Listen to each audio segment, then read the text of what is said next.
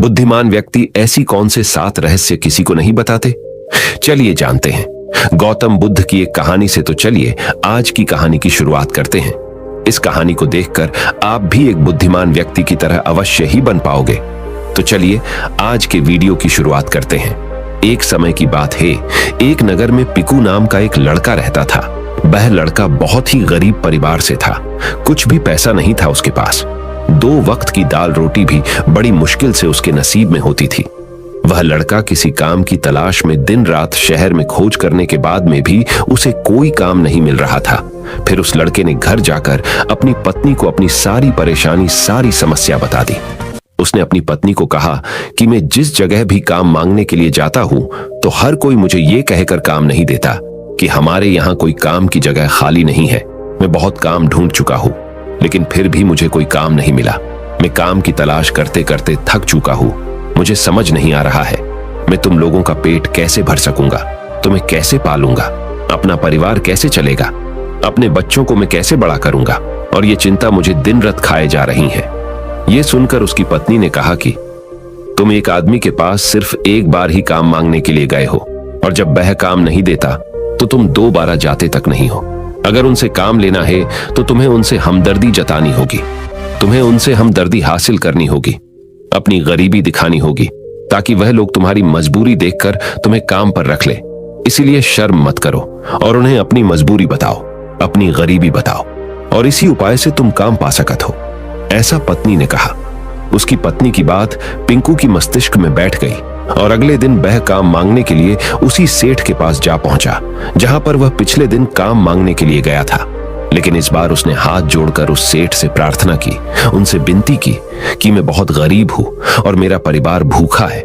मेरे 2 छोटे छोटे बच्चे हैं, मुझे काम की बहुत ही जरूरत है। उसने कहा, आप जो कुछ भी पैसा देंगे उससे ही मैं संतुष्ट हो जाऊंगा, पर कृपा करके मुझे आपने यहाँ पे काम पे रख ले। उसकी ये हालत देखकर उस सेठ ने उसे अपने पास काम पे रख लिया। वह रोज वहां पर काम पर जाने लगा।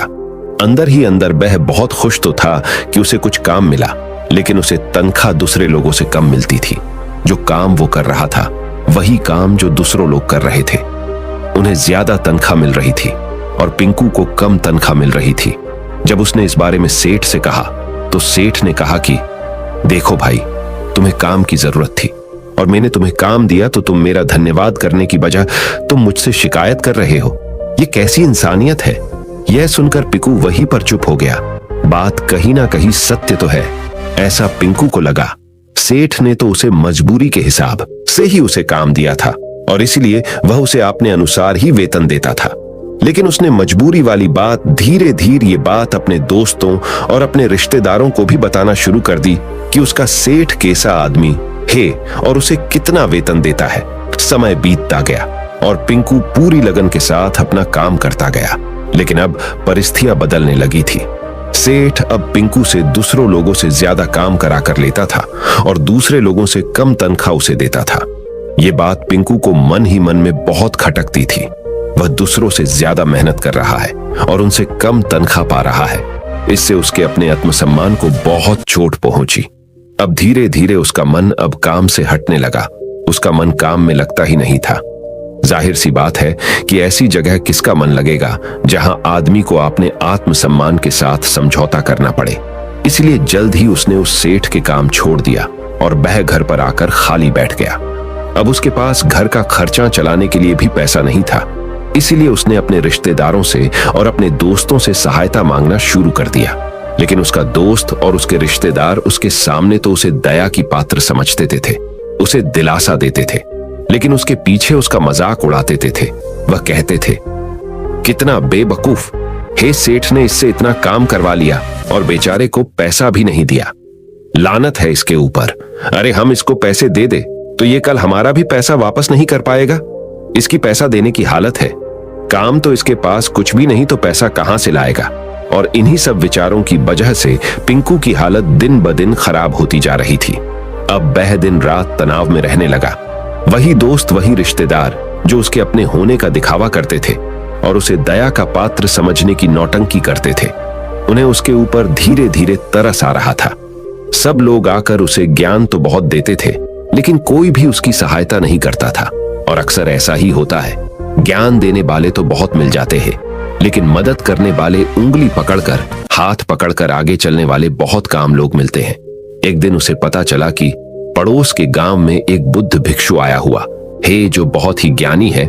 पिंकू इतना तनाव में था कि उसे कोई रास्ता ही नजर नहीं आ रहा था, इसलिए जाने अनजाने में वह बुद्ध भिक्षु के पास पहुंच जाता है। वहां जाकर सीधा बुद्ध भिक्षु के पैर में गिरकर रोने लगता है।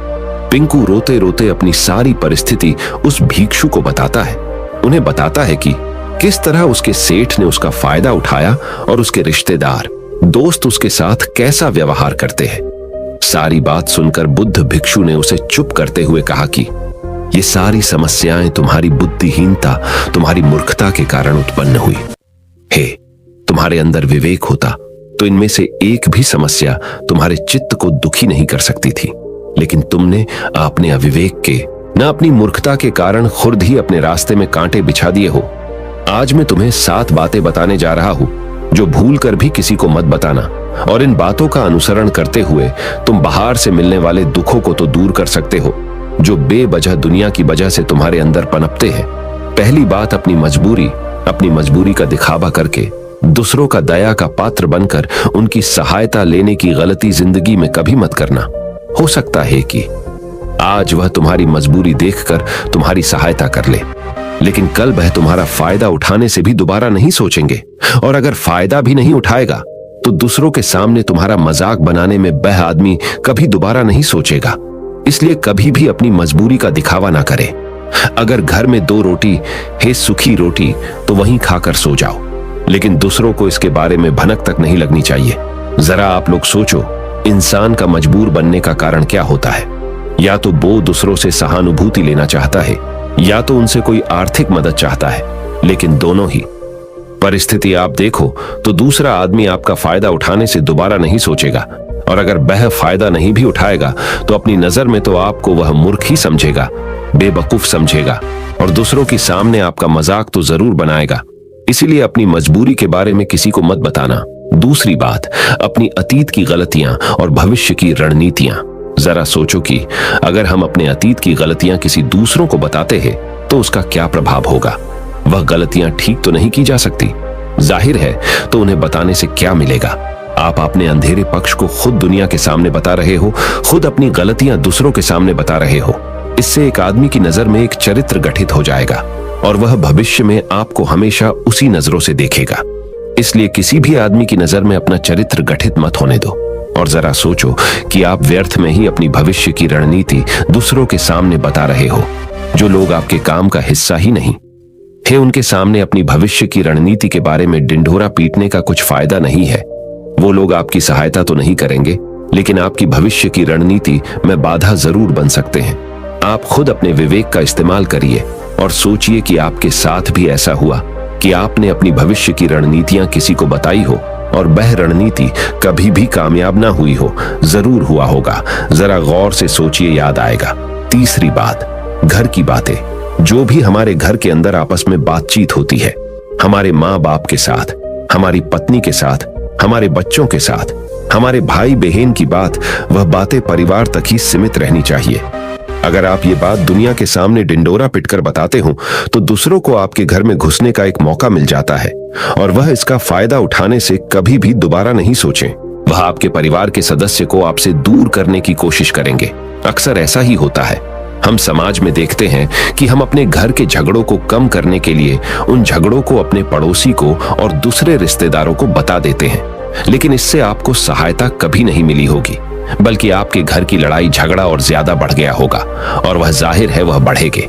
अगर आप अपने माँ बाप की बात दूसरों को बताएंगे तो आपके माँ बाप को तो जरूर बुरा लगेगा कि हमारा बेटा हमें बताए, बगैर दूसरों को ये बात बाता रहा है।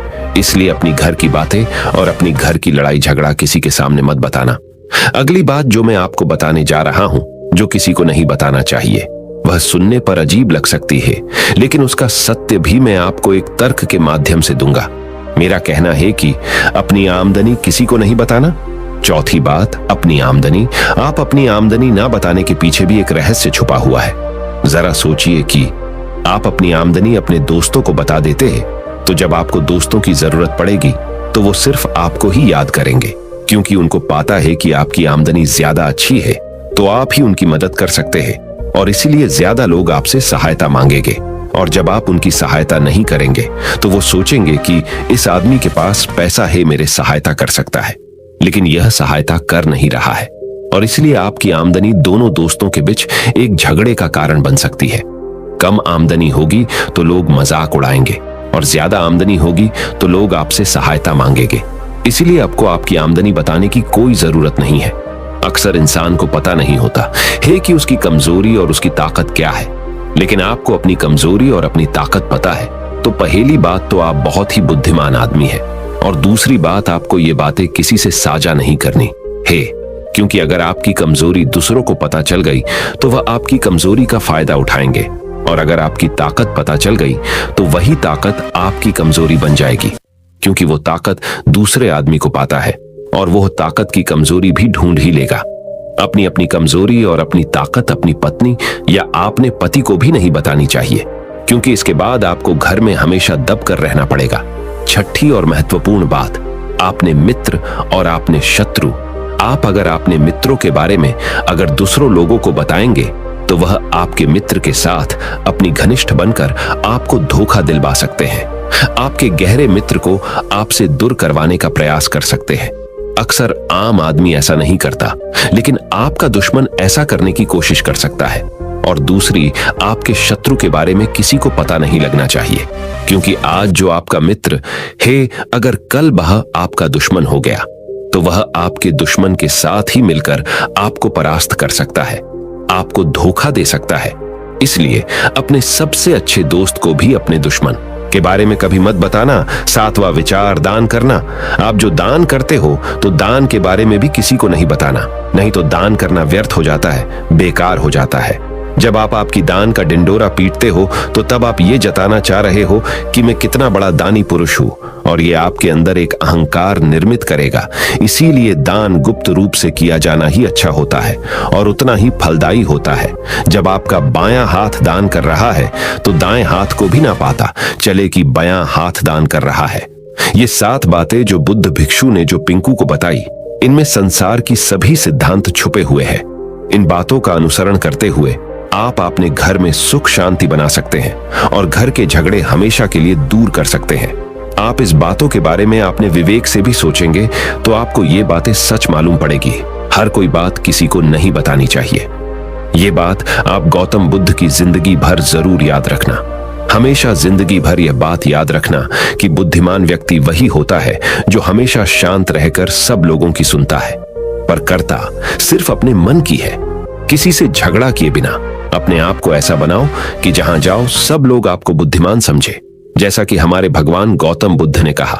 तो दोस्तों, आज के इस वीडियो में बस इतना ही। वीडियो पसंद आया हो तो चैनल को सब्सक्राइब कीजिए और जितना हो सके उतना इस वीडियो को अपने दोस्तों के साथ जरूर शेयर करें। तो मिलते हैं हमारे अगले वीडियो में, तब तक के लिए जय हिंद।